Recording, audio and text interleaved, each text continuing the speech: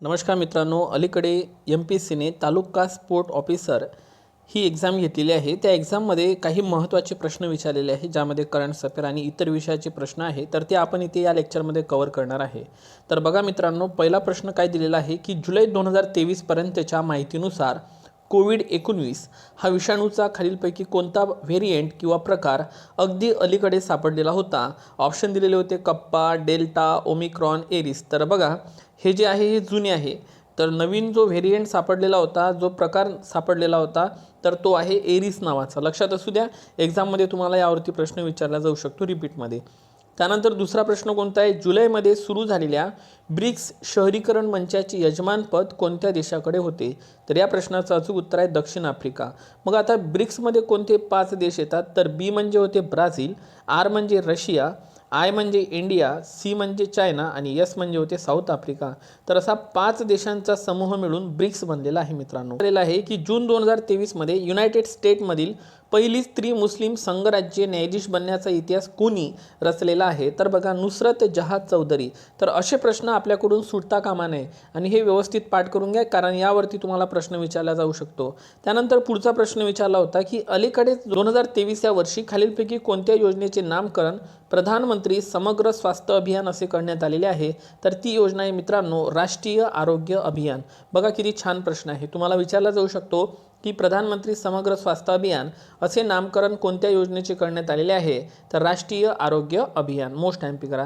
त्यानंतर पुढचा प्रश्न बघा काय म्हटलं आहे, 2023 चे वन संवर्धन विधेयक भारतीय सीमेच्या किती किलोमीटर आत असलेल्या जमिनीला संरक्षण कायद्यातून सवलत देण्यात आलेली आहे?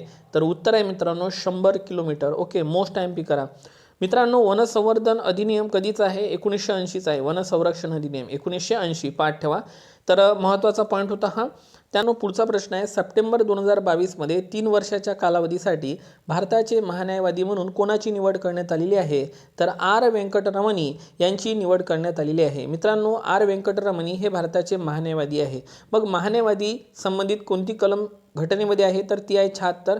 म्हणजेच महान्यायवादी हे घटनात्मक पद आहे, ती राष्ट्रपती मार्फत केली जाते आणि भारत सरकारचा सर्वोच्च कायदा अधिकारी कोणाला म्हटलं जाते? तर महान्यायवादीला म्हटलं जाते। तर सध्या आहे मग आपले महान्यायवादी आर वेंकटरमणी। त्यानंतर बघा, महाराष्ट्रातील कोणते शहर देशातील पहिले सेप्टिक टँक मुक्त शहर बनणार आहे? तर ते आहे मित्रांनो नवी मुंबई। खूप छान प्रश्न आहे, रिपिटेशनमध्ये येऊ शकतात। त्यानंतर जुलै 2023 मध्ये एकनाथ शिंदे यांच्या नेतृत्वाखालील महाराष्ट्र सरकारमधील पहिल्या मंत्री कोण ठरलेल्या होत्या?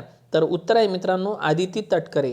मोस्ट एमपी करा। ओके, त्यानंतर पुढचा प्रश्न आहे, मुख्यमंत्री एकनाथ शिंदे यांनी महात्मा ज्योतिराव फुले जन आरोग्य योजनेचे अधिमूल्य लक्षात घ्या 1.5 लाख वरून ते किती केलेले आहे? ठीक आहे, महात्मा फुले जन आरोग्य योजनेचे जे अधिमूल्य आहे ते 1.5 लाखावरून किती रुपये केलेले आहे? तर ते केलेले आहे 5 लाख। म्हणजे आधी 1.5 लाख रुपये मिळत होते, आता ते 5 लाखापर्यंत मिळणार। ओके, त्यानंतर पुढचा प्रश्न महत्त्वाचा आहे की मिष्टी या योजनेअंतर्गत आपण बघितलं होतं, मिष्टी योजना ही खारफुटी लागवड करण्यासंबंधित आहे। तर महाराष्ट्रातील रायगडमधील किती ठिकाणी निवडण्यात आलेली आहे? तर ती आहे 4। मित्रांनो, सर्वात जास्त जे खारफुटीचे वने आहेत ते महाराष्ट्रामध्ये रायगड या ठिकाणीच आहे। आणि मिष्टी योजना लक्षात असू द्या, ते खारफुटी लागवडीत आहे, खारफुटी लागवडी संबंधित आहे। आणखी पुढचा महत्त्वाचा प्रश्न होता की जून 2023 मध्ये महाराष्ट्रात प्रथमच दिसलेले रामबुटनचे झाड हे खालीलपैकी कोणत्या ठिकाणचे आहे? तर बघा, ते आहे इंडोनेशिया या देशाचे। बघा किती इम्पॉर्टंट क्वेश्चन आहे।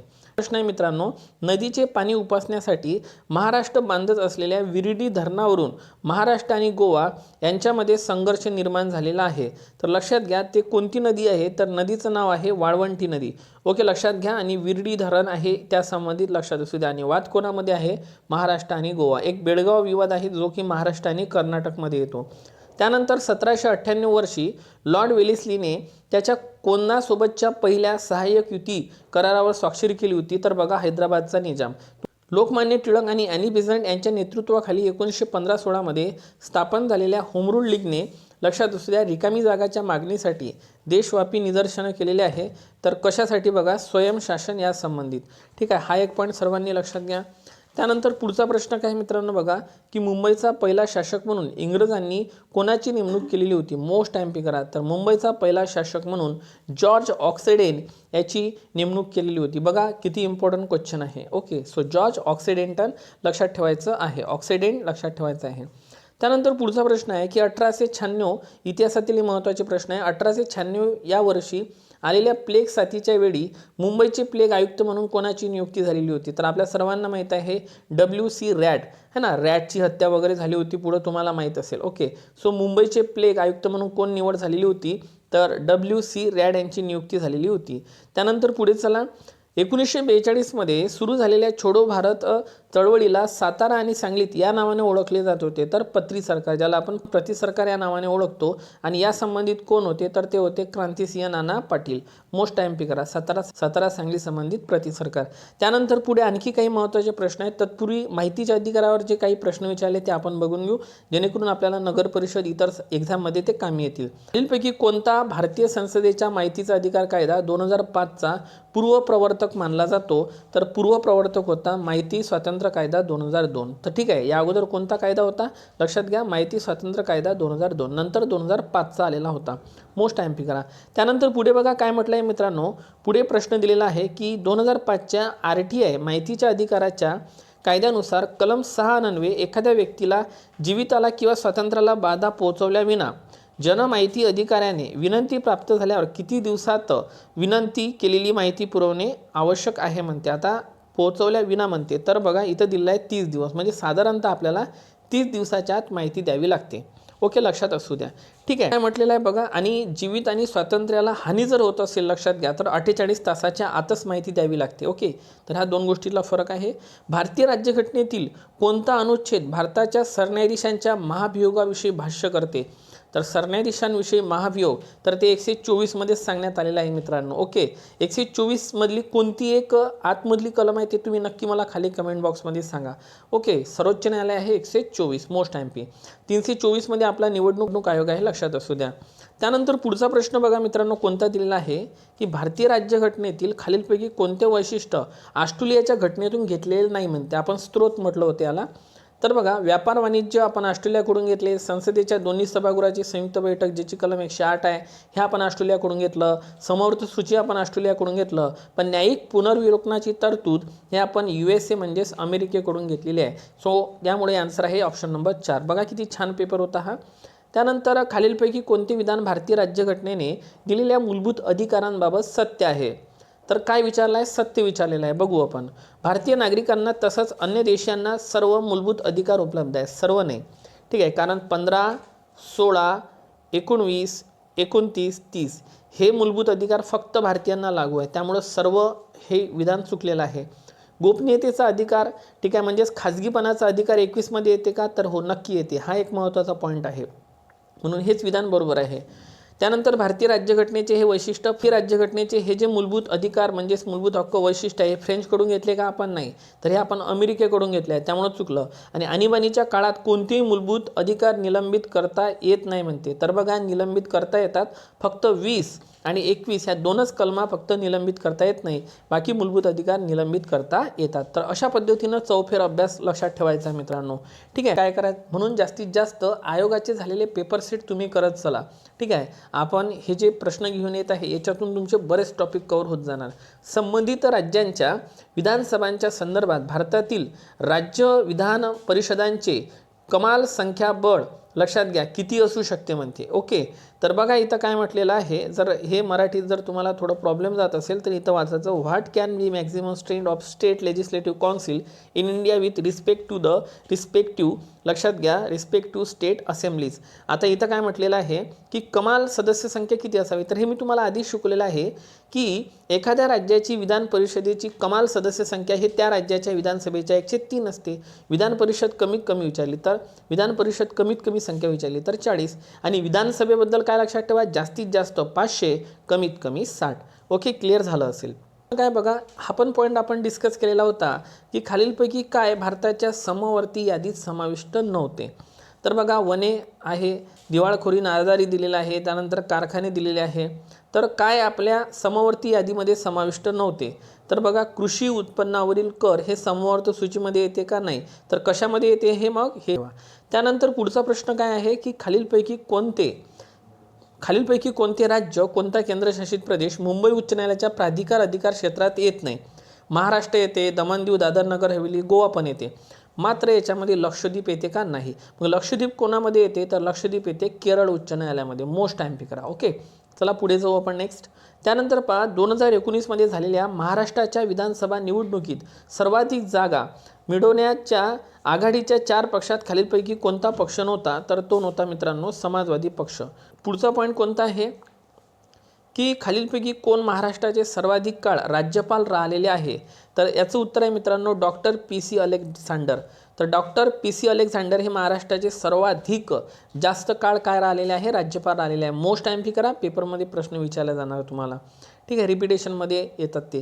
जुलै 2023 पर्यंतच्या माहितीनुसार खालीलपैकी कोण महाराष्ट्राच्या राज्य मानवी हक्क आयोगाचे अध्यक्ष आहे? जुलै 2023 पर्यंत. तर या प्रश्नाचं अचूक उत्तर आहे मित्रांनो न्यायमूर्ती के तातेड. ओके, सो हा प्रश्न आपण मागच कव्हर केला होता. न्यायमूर्ती के तातेड हे महाराष्ट्र राज्य मानवी हक्क आयोगाचे काय आहे? अध्यक्ष आहे.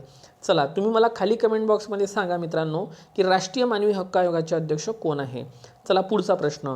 निराधार व्यक्तींना मदत करण्याच्या उद्देशाने संजय गांधी निराधार अनुदान योजनाच्या अंतर्गत एकल लाभार्थीला दरमहा किती रुपये रक्कम दिली जाते? संजय गांधी निराधार. तर यामध्ये रक्कम दिली जाते मित्रांनो 600 रुपये. चला त्यानंतर पुढचा प्रश्न काय आहे बघा की जुलै 2023 पर्यंतच्या माहितीनुसार खालीलपैकी कोण महाराष्ट्राचे विद्यमान मुख्य निवडणूक आयुक्त आहे? बघा आपला जो राज्य निवडणूक आयोग स्थापन झाला होता तो 26 एप्रिल 1994ला झाला होता मित्रांनो. ओके, तर याचे सध्याचे अध्यक्ष आहे UPS मदान. UPS मदान म्हणजेच काय? Urvinder Pal Singh Madan. Okay, so most time करा. त्यानंतर पुढे जो आपण नेक्स्ट पॉईंटकडे, महाराष्ट्राने त्रिस्तरीय पंचायत राज व्यवस्था कधी स्वीकारली होती? ऑब्वियसली 1962. परफेक्ट तारीख आहे 1 मे 1962. महाराष्ट्र कितवं राज्य होतं? 9वं राज्य होतं. आणि पहिलं राज्य होतं मित्रांनो राजस्थान, दुसरं होतं आंध्र प्रदेश. नंतर पुढचा प्रश्न दिला आहे महाराष्ट्रातील खालीलपैकी कोणत्या विभागात सर्वाधिक महानगरपालिका आहे? तर बघा सर्वाधिक महानगरपालिका ह्या कोकणमध्ये आहे. का बरं प्रश्न आला? कारण आपल्या इथं अलीकडेच 29वी महानगरपालिका जालना ठरलेली आहे, 28वी इचलकरंजी होती कोल्हापूरमधील आणि 27वी पनवेल होतील. तर मित्रांनो तुम्ही मला खाली कमेंट बॉक्समध्ये विभागावाईज, आपल्या इथं 6 विभाग आहे टोटल प्रशासकीय विभाग, प्रत्येक विभागानुसार तुम्हाला जर माहीत असेल नगरपालिका तर नक्की तुम्ही खाली कमेंट बॉक्समध्ये सांगा. अन्यथा मी पुढच्या लेक्चरमध्ये तुम्हाला ते कव्हर करून देणारच आहे. केंद्र सरकारने जाहीर केलेल्या 2023-24मध्ये खालीलपैकी कोणत्या पिकाची किमान आधारभूत किंमत MSP होती म्हणते? तर या प्रश्नाचं अचूक उत्तर आहे मका. चला ठीक आहे. त्यानंतर पुढचा प्रश्न पहा 2023-24च्या अर्थसंकल्पानुसार सरकारच्या खर्चाची कमाल टक्केवारी या गोष्टीसाठी असेल तर व्याजाचा भरणा. ओके, आपल्याला व्याजच जास्त द्यावं लागते हे लक्षात ठेवा. त्यानंतर पुढचा प्रश्न आहे 2023-24च्या अर्थसंकल्पानुसार खालीलपैकी कोणते भारताच्या 4 प्रमुख आर्थिक प्राप्तीच्या स्रोतांपैकी, लक्षात घ्या स्रोतांपैकी एक नाही. ठीक आहे, तर बघा इथं काय म्हटलेलं आहे? सीमाशुल्क नाही. कारण आपल्या इथं कर्ज, इतर दायित्व, त्यानंतर वस्तू सेवा कर आणि महानगरपालिका कर, सीमाशुल्क नाही आहेत त्याच्यामध्ये एवढं. ओके, प्रमुख आर्थिक प्राप्तीच्या स्रोतापैकी. त्यानंतर पुढं काय म्हटलेलं आहे? खालीलपैकी काय, आता इथून विज्ञानचे प्रश्न लागलेले आहे, खालीलपैकी काय प्रोटिस्टा सृष्टीचा भाग नाही? तर बघा हायड्रिला हा प्रोटिस्टा सृष्टीचा काय नाही आहे? भाग नाही आहे. ओके, त्यानंतर पहा खालीलपैकी कोणते अंगक मानवी पेशीमध्ये नसते? तर बघा हरित लवक नसते कारण हे वनस्पतीमध्ये असते. मग मानवी पेशीमध्ये तंतुकणिका असतात, ठीक आहे, ज्याला ऊर्जा केंद्र म्हटलं जाते, लयकारिका असते, ओके, पचन पिशव्या म्हणतो आपण, त्यानंतर अंतर्द्रव्यजालिका असते. तर हरित लवके वनस्पतीमध्ये असते. सिंपल प्रश्न होता. त्यानंतर पहा मित्रांनो खालीलपैकी कोणता एक लैंगिक संक्रमित रोग नाही म्हणते? तर बघा तो आहे अपस्मनकता. कोणता आहे? अपस्मनकता. नाही समजलं थोडं इंग्लिशमध्ये वाचून घ्यायचं, लक्षात येऊन जाते. त्यानंतर पुढचा प्रश्न आहे या रिकामी जागा यापासून तिसऱ्या पिढीचे 3rd जनरेशन बायोइथेनॉल मिळते. कशापासून? तर शैवाल जीवभार, लक्षात ठेवायचा आहे. ओके, त्यानंतर बघा विषनिर्मिती करण्यासाठी विषय निर्मिती करणाऱ्या लक्षात घ्या रिकामी जागामुळं टिटॅनस व मज्जासंस्थेचा एक गंभीर रोग होतो. कशामुळं तर जीवाणूमुळं. मोस्ट टाइम करा. ओके चला महत्त्वाचे प्रश्न आहे. अर्धवाहकाचे विद्युत गुणधर्म सुधारण्यासाठी त्या शुद्धता जोडण्याच्या प्रक्रियेला काय म्हणतात? त्याला म्हणतात प्रलेपन. काय म्हणतात? प्रलेपन. इंग्लिशमध्ये त्याला डोपिंग म्हटलं जाते. त्यानंतर रिकामी जागाने दिलेल्या सूत्रानुसार लक्षात घ्या पदार्थ आणि ऊर्जा दोन एकमेकांशी संबंधित आहे असं कोणं सांगितलं? तर अल्बर्ट आइन्स्टाईन यांनी सांगितलं आहे. आणि सापेक्षवादांचा सिद्धांत अल्बर्ट आइन्स्टाईन यांनी सांगितलेला होता. त्यानंतर पुढचा प्रश्न खालीलपैकी कोणते लक्षात घ्या CP प्रकारच्या वायू राशीचे वैशिष्ट्य असू शकत नाही? तर बघा ते आहे ती ओलसर आहे. ठीक आहे, थोडा डीपमध्ये प्रश्न आहे. त्यानंतर पहा केप ऑफ हॅटरसला अटलांटिकचे स्मशान म्हणून ओळखले जाते कारण लॅब्राडोर प्रवाह रिकामी जागाला मिळाल्यावर तेथील समुद्राचे पाणी उग्र रूप धारण करते. तर कोणता आहे सांगा? आखाती प्रवाह. मोस्ट टाइम पी करा. आखाती प्रवाह. जगातील खालीलपैकी कोणता महाद्वीपीय भूखंड सर्वात मोठा आहे? तर तो आहे सर्बियन भूखंड. हा सगळ्यात मोठा आहे मित्रांनो. त्यानंतर पुढे बघा काय म्हटलेलं आहे पुढचा प्रश्न की खालीलपैकी कोणते विधान जगभरातील महासागरातील पाण्याच्या खारटपणाबद्दल सत्य नाही म्हणते? तर पहिलं आर्टिक हिमनद्या वितळून तयार होणाऱ्या गोड्या प्रवाहामुळे पॅसिफिक महासागराच्या वायव्य भागातील क्षारता इतर भागाच्या तुलनेत कमी आहे. ठीक आहे, कारण इकडे हिमनद्याचं पाणी मिळतं आणि पाणी जर जास्त झालं हिमनदीचं पाणी मिळते, पाणी जर जास्त झालं तर ऑब्व्हियसली क्षारता कमी होते वायव्य भागाकडे. त्यानंतर अटलांटिक महासागरातील सर्वाधिक क्षारता 15 ते 20 अक्षांश दरम्यान नोंदवली जाते. म्हणते अटलांटिक महासागरात सर्वाधिक क्षारता 15 ते 20 मध्ये नोंदवली जाते. बरोबर आहे. नदीच्या गोड्या पाण्याचे प्रवाह अधिक जाऊन मिळत असल्याने हिंदी महासागरातील बंगालच्या उपसागरात अरबी समुद्राच्या तुलनेत कमी क्षारता आहे. बरोबर आहे. तर इकडे बंगालच्या उपसागराला खूप मोठ्या मोठ्या नद्या जाऊन मिळतात त्यामुळे याची क्षारता कमी आहे. पण अरबी समुद्र पश्चिमेकडे असल्याने थोड्या कमी नद्या जातात त्यामुळे त्याची क्षारता जास्त आहे. बरोबर आहे. तिन्ही स्टेटमेंट बरोबर आहे. ठीक आहे. आणि अधिक खारट पाणी हे उदग्रत कमी खारटपणा असलेल्या पाण्यावर तरंगते म्हणते. तर अधिक पाणी हे उदग्रत कमी खारटपणा असलेल्या पाण्यावर तरंगते. तर बघा अधिक खारट असलेल्या पाण्याची घनता जास्त असते त्यामुळे ते तरंगणार नाही. त्यामुळे हे चुकलेलं आहे. ठीक आहे. चला आलं तुमच्या लक्षात. पुढं चला मित्रांनो. राष्ट्रीय कौटुंबिक आरोग्य सर्वेक्षणानुसार खालीलपैकी कोणत्याचे जन्मवेळचे लिंग गुणोत्तर सर्वाधिक आहे सध्या? तर ते आहे त्रिपुरा. मोस्ट टाइम करा. त्यानंतर पुढचा प्रश्न काय दिला आहे बघा की मार्च 2023 पर्यंतच्या माहितीनुसार महाराष्ट्राच्या भूविज्ञान आणि खाण संचालनानुसार महाराष्ट्रात खालीलपैकी कोणत्या खनिजाचा साठा इतर खनिजांच्या साठेच्या तुलनेत जास्त आहे? तर आपल्या इथं कोळसा मोठ्या प्रमाणात आहे हे लक्षात ठेवा. म्हणून कोळशाचे साठे कसे आहे? जास्त आहे. इतर यांच्या तुलनेत कोळसा जास्त आहे.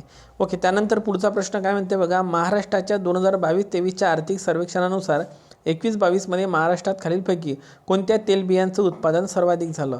नायजर, काळी बुरशी बियाणे, भुईमूग, सूर्यफूल की सोयाबीन? तर सोयाबीनचं उत्पादन आपल्या इथे जास्त झालं.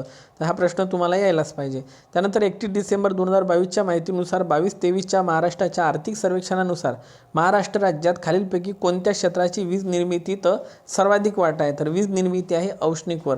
म्हणजे जी महाराष्ट्राचे आर्थिक सर्वेक्षण झालं त्याच्यावर भरपूर सारे प्रश्न आहे. तर आपल्या इथं औष्णिक वीज निर्मिती मोठ्या प्रमाणात होते. लक्षात असू द्या.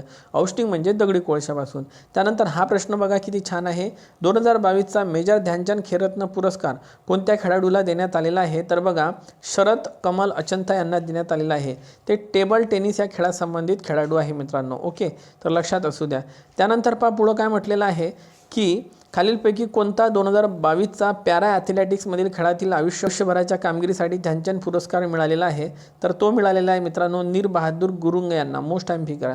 त्यानंतर पुढचा प्रश्न काय आहे की 2023 या वर्षी खालीलपैकी कोणती जोडी बॅडमिंटन आशिया अजिंक्यपद स्पर्धेत सुवर्णपदक मिळवणारी पहिली भारतीय जोडी ठरलेली आहे? तर ती आहे मित्रांनो सात्विक साईराज आणि चिराग. बघा किती लेटेस्ट क्वेश्चन विचारलेला आहे. 2022 मध्ये मुख्यमंत्री नवीन पटनायक यांच्या हस्ते रिकामी जागा प्रारंभिक आवृत्तीत चॅम्पियन ठरलेल्या ओडिशा जुनगर नॉटचा सत्कार करण्यात आला. तर कशामध्ये ठरले होते ते? तर अल्टिमेट खो खोमध्ये. ओके. चला त्यानंतर पुढचा प्रश्न आहे प्लेइंग इट माय वे हे आत्मचरित्र कोणाचं आहे? तर बघा प्लेइंग इट माय वे हे आत्मचरित्र आहे सचिन तेंडुलकर यांचं. Playing it my way. कारण सध्या ते ब्रँड ॲम्बेसिडर पण झालेले आहे. जागतिक राजदूत म्हणून त्यांची निवड झाली आहे ICC क्रिकेट वर्ल्ड कपच्या. त्यानंतर लगेच दुसरं विचारलेलं आहे पुस्तक सानिया मिर्झा यांचं येस अगेन्स्ट ऑड हे पुस्तक कोणाचं आहे? सानिया मिर्झाचं आहे. मोस्ट टाइम करा. टेनिसपटू आहे. त्यानंतर पुढचा प्रश्न काय बघा. द गोल्डन गर्ल काय विचारलं आहे पुस्तकाचं नाव? तर बघा द गोल्डन गर्ल हे पुस्तक कोणाचं आहे? तर बघा द गोल्डन गर्ल हे पुस्तक आहे पी.टी. उषा यांचं. Okay, so the golden gold तुम्हाला लक्षात ठेवायचं आहे. Biography Lokesh Sharma as a को ऑथर इज अबाउट विच, तर कोणा संबंधित आहे? तर ते आहे बघा लोकेश शर्मा सहलेखक असलेले द गोल्डन गर्ल हे चरित्र कोणत्या खेळाडूचं आहे? तर ते पी.टी. उषा यांचं आहे. आणि का बरं प्रश्न आला सांगा? कारण तुम्हाला सर्वांना माहीत आहे की भारतीय ऑलिम्पिक समितीच्या पहिल्या महिला अध्यक्ष म्हणून पी.टी. उषा यांची निवड करण्यात आलेली आहे. तर असे प्रश्न असतात पेपरमध्ये. नोव्हेंबर 2022मध्ये हरियाणा सरकारने गट क पदांच्या भरतीत प्राप्त आणि उत्कृष्ट खेळाडूंना किती टक्के कोटा देण्याचा ठरवलेला आहे? तर लक्षात घ्या 3% कोटा देण्याचं ठरवलेलं आहे. मोस्ट एमपी करा की भारतीय हॉकी संघाचे प्रशिक्षक क्रेग फुलटन खालीलपैकी कोणत्या देशाचे आहेत? तर बघा हॉकी टीमचे जे आपले प्रशिक्षक आहे क्रेग फुलटन ते दक्षिण आफ्रिका या देशाचे आहे. मोस्ट एमपी करा. ठीक आहे, त्यानंतर पहा पुढचा प्रश्न कोणता आहे? 17 वर्षाखालील बॅडमिंटन आशिया आणि 15 वर्षाखालील ज्युनियर चॅम्पियनशिप 2022 तर थायलंड या ठिकाणी काय केलेली आहे? आयोजित करण्यात आलेली होती. मोस्ट एमपी करा. ओके, त्यानंतर पुढचा प्रश्न पहा खालीलपैकी कोणत्या राज्याने डिसेंबर, लक्षात घ्या डिसेंबर 2021मध्ये आयोजित केलेली 21वी 11वी हॉकी वरिष्ठ पुरुषांची राष्ट्रीय अजिंक्यपद स्पर्धा जिंकली? तर ते जिंकलेली आहे पंजाब या राज्याने. मोस्ट एमपी करा. त्यानंतर पहा पुढचा प्रश्न मे 2023 पर्यंतच्या माहितीनुसार फिट इंडिया मुवमेंट उपक्रमाचा नवीन ॲम्बेसिडर म्हणून कोणाची निवड करण्यात आलेली आहे? तर अंकित कुमार पांडे यांची नियुक्ती करण्यात आलेली आहे. लक्षात घ्या कशासाठी? फिट इंडिया मुवमेंटसाठी. फिट इंडिया मुवमेंटसाठी. त्यानंतर पहा 2022च्या राष्ट्रकुल क्रीडा स्पर्धेत खालीलपैकी कोण तिहेरी उडीत भारतासाठी सुवर्णपदक जिंकणारा पहिला खेळाडू ठरलेला आहे? नाव आहे एल्डहोस पॉल. तर हे लक्षात घ्या उंच उडी संबंधित आहे मित्रांनो. ओके, तर नाव काय घेतलं? उडी संबंधित कोण आहे? एल्डहोस पॉल. खालीलपैकी कोण 2022च्या राष्ट्रकुल क्रीडा स्पर्धातील भालाफेक स्पर्धक जिंकणारी पहिली भारतीय स्त्री ठरली? अन्नू राणी. म्हणजे काय लक्षात ठेवा की अन्नू राणी कोणत्या खेळासंबंधित आहे? भालाफेक. आणखी एक नाव आहे ते म्हणजे नीरज चोपडा जे की भालाफेक संबंधित आहे. ओके, तर अशी रिव्हिजन आपली पेपरच्या माध्यमातून होत असते. 2023च्या इंडियन प्रीमियर लीगमध्ये खालीलपैकी कोणी ऑरेंज कॅप पटकावलेली होती? तर बघा गिल यांनी ही ऑरेंज कॅप पटकावलेली होती. मोस्ट टाइम करा. ओके, कोणत्या संघाकडून खेळतात नक्की खाली कमेंट बॉक्समध्ये सांगा मित्रांनो. त्यानंतर पुढचा प्रश्न काय आहे की खालीलपैकी कोणत्या भारतीय क्रिकेटपटूने मार्च 2023 पर्यंत T20 आंतरराष्ट्रीय सामन्यात सर्वात जलद शतक झळकावलेले आहे? तर ते ठरलेले आहे रोहित शर्मा. मोस्ट टाइम करा. 20मध्ये खालीलपैकी कोणत्या भारतीय क्रिकेटपटूने 2022 पर्यंतच्या त्याच्या कारकिर्दीतील एकदिवसीय सामन्यात सर्वाधिक बळी घेतलेले आहे? तर ते आहे मित्रांनो अनिल कुंबळे. ओके, लक्षात ठेवा. ऑगस्ट 2023मध्ये खालीलपैकी कोणी विश्वनाथ आनंदला सर्वोच्च मानांकित भारत मागे टाकलेले आहे? तर ते आहे गुनेश टी यांनी. मोस्ट टाइम करा. कोणी? Guinness T. त्यानंतर पुढचा प्रश्न काय म्हटलेला आहे की 2023चा आंतरराष्ट्रीय नेमबाजी स्पोर्ट्स फेडरेशन जागतिक कनिष्ठ अजिंक्यपद स्पर्धेत भारताने किती पदक जिंकलेले आहे? तर आपण जिंकलेले होते 17 पदके. ओके, क्रीडा अधिकारी संबंधित पेपर असल्याने बरेच प्रश्न क्रीडावर विचारले आहे आणि आपली रिव्हिजन पण होत आहे. चला तर बघा 2023च्या रणजी करंडक स्पर्धेत खालीलपैकी कोणी सर्वाधिक बळी घेतले होते? तर जलज एस सक्सेना यांनी सर्वाधिक बळी घेतले होते. खालीलपैकी कोणते 6 पुरस्कार प्रदान केले जात नाही? लक्षात घ्या. इंग्लिशमध्ये वाचू म्हणजे आणखी लक्षात येईल आपल्याला. काय म्हटलेलं आहे? Award president not among the national core. तर बघा आता इथं काय म्हटलेलं आहे तर एकलव्य पुरस्कार आहे मित्रांनो जे याच्यामध्ये येत नाही. ठीक आहे, तर मग मुख्य जे 6 मुख्य राष्ट्रीय पुरस्कार आहे 6 मुख्य राष्ट्रीय पुरस्कारामध्ये खालीलपैकी कोणते 6 मुख्य राष्ट्रीय पुरस्कार प्रदान केले जात नाही? मग त्या 6 पैकी तर बघा मित्रांनो तर एकलव्य पुरस्कार याच्यामध्ये येत नाही. मग मेजर ध्यानचंद खेळत नाही तो अर्जुन पुरस्कार द्रोणाचार्य पुरस्कार येतात. त्यानंतर पुढचा प्रश्न खालीलपैकी कोणत्या विद्यापीठाला युवा व्यवहार मंत्रालयाकडून देण्यात येणाऱ्या 22चा मौलाना अबुल कलाम आझाद करंडक मिळालेला आहे? तर तो मिळालेला आहे गुरु नानक देव विद्यापीठाला. त्यानंतर पुढचा प्रश्न काय आहे की 2023मध्ये झालेल्या खेलो इंडिया युनिव्हर्सिटीचे गेमचे विजेतेपद खालीलपैकी कोणत्या विद्यापीठाने पटकावलेले आहे? तर बघा पंजाब विद्यापीठाने. ओके, तर असे बरेच प्रश्न याच्यामध्ये विचारलेले होते. तिरंदाजीतील क्रीडा स्पर्धामध्ये उत्कृष्ट प्रशिक्षकांसाठी खालीलपैकी कोणाला द्रोणाचार्य पुरस्कार मिळाला? जीवन ज्योती सिंग तेजा यांना. एक शेवटचा प्रश्न बघा मित्रांनो, अजून भरपूर सारे प्रश्न आहे 25 पर्यंत, मी 75 पर्यंत घेत आहे. क्रीडा प्रकारातील उत्कृष्ट कामगिरीसाठीचा 2022च्या अर्जुन पुरस्काराचे विजेते सागर कैलास ओवाळकर खालीलपैकी कोणत्या खेळाशी संबंधित आहे? तर बघा ते मल्लखांब या खेळात संबंधित आहे. तर अशा पद्धतीनं हे होते महत्त्वाचे प्रश्न. पुढे take care and thank you so much.